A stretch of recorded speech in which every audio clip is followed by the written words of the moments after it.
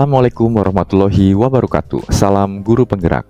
Perkenalkan, saya Septian Agus Ardani dari SMA Negeri 1 Tomo CGP Angkatan 11 Kabupaten Mamuju. Kali ini saya akan memaparkan aksi nyata modul 1.3 visi guru penggerak.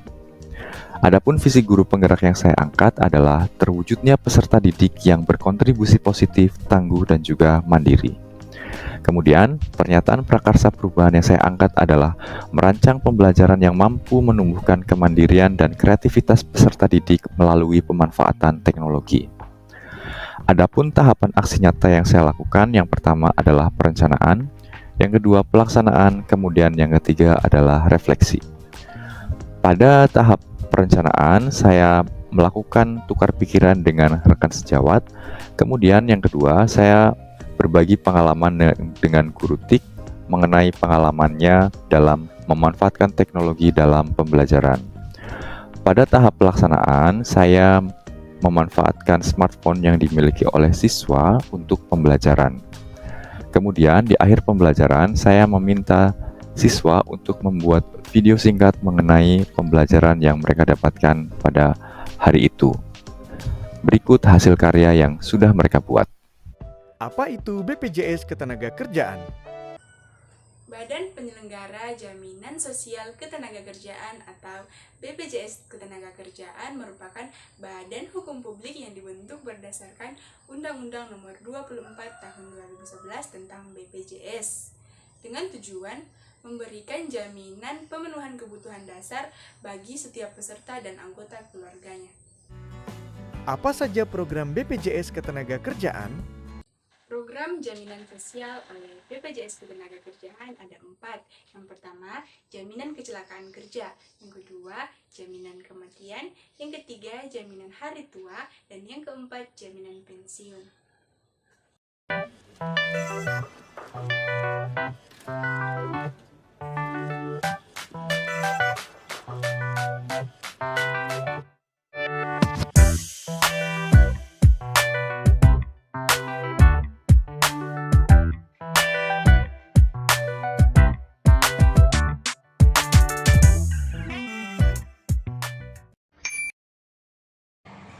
PT Telkom Indonesia Tbk merupakan badan usaha milik negara yang bergerak di bidang jasa layanan teknologi, informasi, dan komunikasi, serta jaringan telekomunikasi Indonesia. Nah, Telkom sendiri terbentuk pada tahun 1961 berdasarkan peraturan pemerintah nomor 25 tahun 1991 berawal pada tahun 1882 didirikan Badan Usaha Swasta Penyedia Layanan Pos dan Telegraf. Lalu kemudian statusnya diubah menjadi perusahaan negara pos dan telekomunikasi pada tahun 1961. Nah, Telkom Indonesia sendiri memiliki beberapa anak perusahaan seperti Telkom, Telin, Telkom Infra, dan beberapa perusahaan lainnya. Kelebihannya yang pertama, koneksi infrastruktur telekomunikasi hingga ke USA. Yang kedua, memiliki saham Telkomsel yang kuat di bisnis telekomunikasi dan pemimpin bisnis seluler.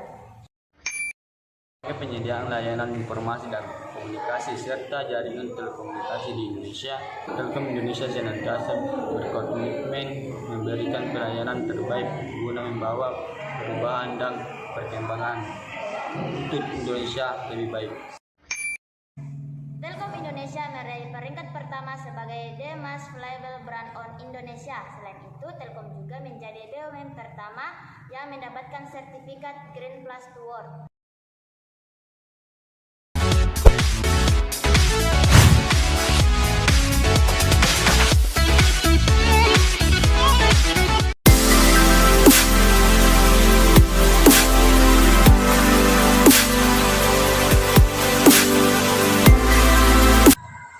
Assalamualaikum warahmatullahi wabarakatuh. Hai teman-teman, perkenalkan nama saya Nada Purnama.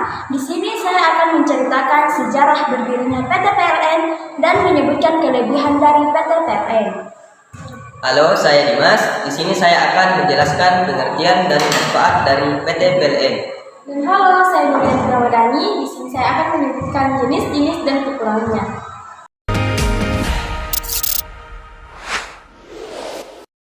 Sejarah berdirinya PT PLN di Indonesia.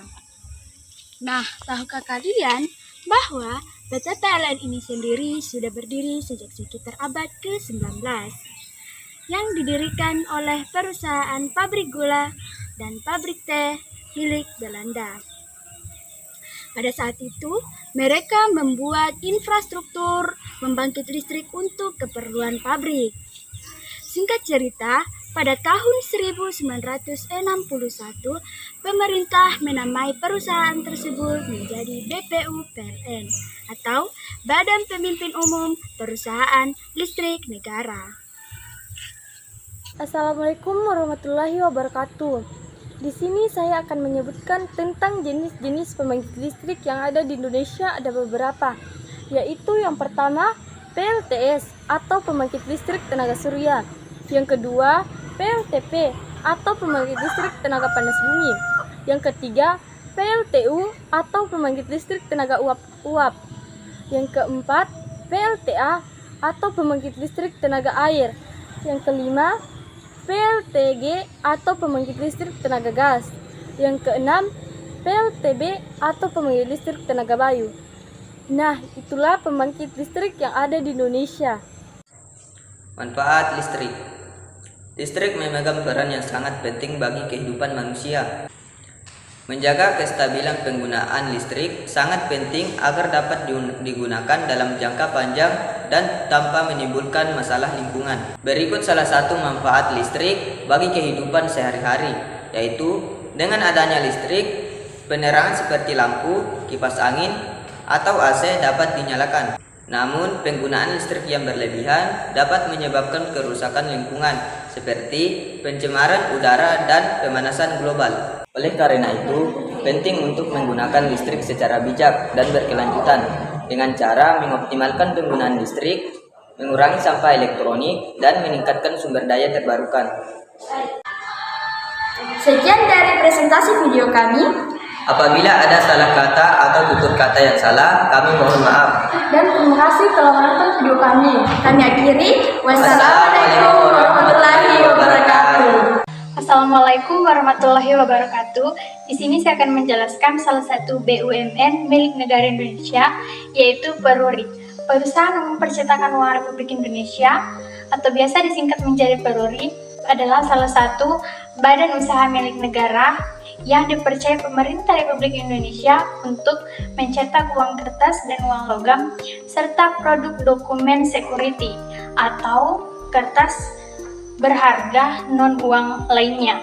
Kemudian pemerintah mengubah peraturan pemerintah 60 tahun 1971 dengan peraturan pemerintah 32 tahun 2006 dengan pengaturan penugasan seperti yang diatur dalam kegiatan ketiga tentang kegiatan dan pengembangan usaha Peruri, yaitu selain menyelenggarakan usaha mencetak uang RI untuk memenuhi permintaan Bank Indonesia dan melaksanakan kegiatan mencetak dokumen security untuk negara, yaitu dokumen keimigrasian, pita cukai, materai, dan dokumen pertahanan atas permintaan instansi yang berwenang. Adapun peran Peruri dalam pengelolaan uang rupiah. Yang pertama, mencetak uang sesuai kebutuhan negara. Yang kedua, mengedarkan uang kartal ke seluruh penjuru negeri. Yang ketiga, menarik uang rusak, cacat, dan palsu dari masyarakat. Yang keempat, memusnahkan uang yang tidak layak pakai. Dan yang terakhir, mencetak uang berdasarkan instruksi Bank Indonesia. Nah, Perum Percetakan Uang Republik Indonesia ini adalah salah satu badan usaha milik negara yang bergerak dalam bidang percetakan uang dan dokumen keamanan.